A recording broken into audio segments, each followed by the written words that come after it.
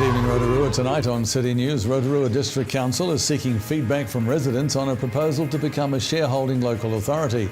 The Rotorua branch of the Salvation Army launched their Christmas appeal, and Bay of Plenty athletes finalised preparations for the Tin Man Triathlon.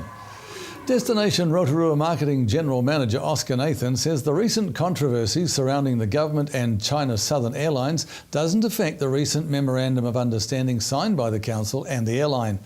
Last week in Parliament, Winston Peters raised the issue of a deal with China Southern Airlines and fast-track visas for their gold and silver card passengers.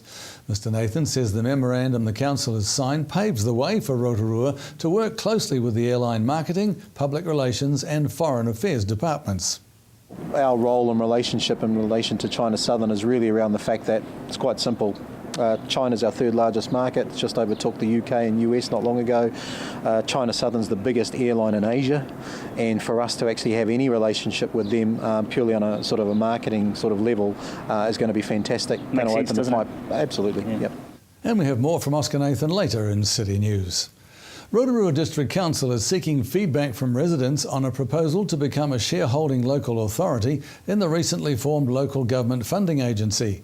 The funding agency was formed in 2011 by a group of 18 councils, along with the Crown, which holds a 20% shareholding. Their primary purpose is to provide lending sources for councils at lower cost than other lending institutions in the marketplace.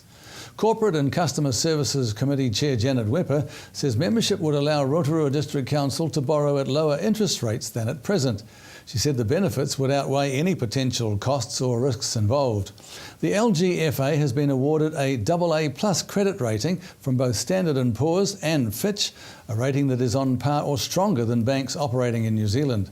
Copies of the local government funding agency proposal are available from the council's customer centre or can be downloaded online from the council's website, and remember that's rdc.govt.nz. Submissions close on the 4th of December. Submitters will be given the opportunity to speak to the Mayor and councillors at public hearings on the 10th of December.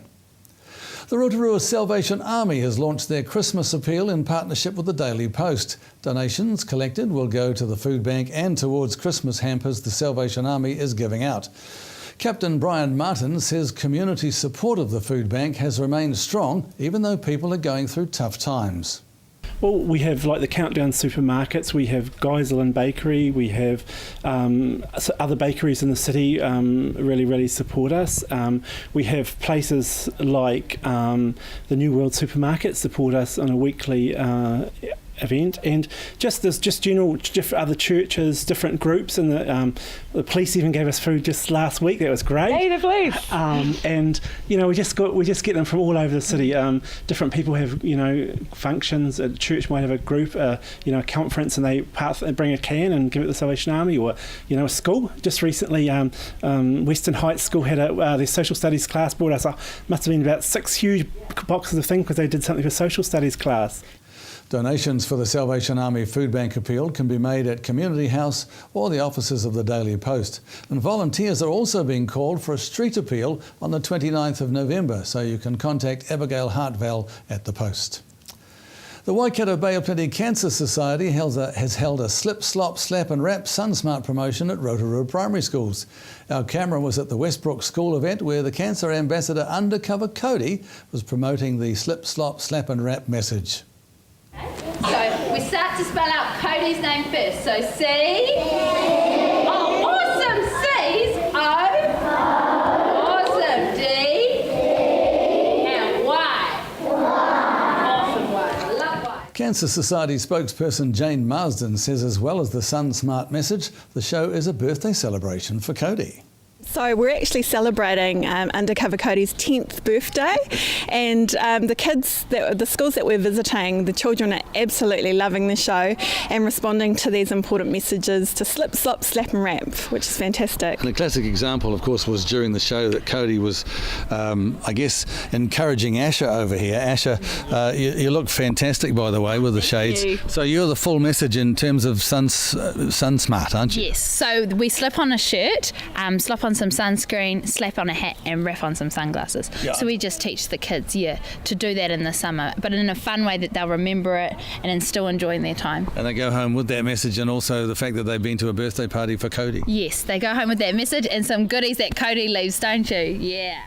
In sport tonight, with just over 2 weeks to go till the Craig's Investment Partners Tinman Triathlon, athletes are getting ready to step up to the start line to take part in what is considered the best event to start the triathlon season.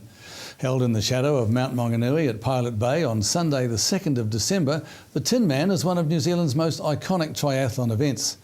The elite field is taking shape with and has been bolstered by the confirmation of two of New Zealand's top long-distance athletes lining up, Graham O'Grady and 2008 Tinman champion James Bosted, as well as last year's champion Callum Millwood.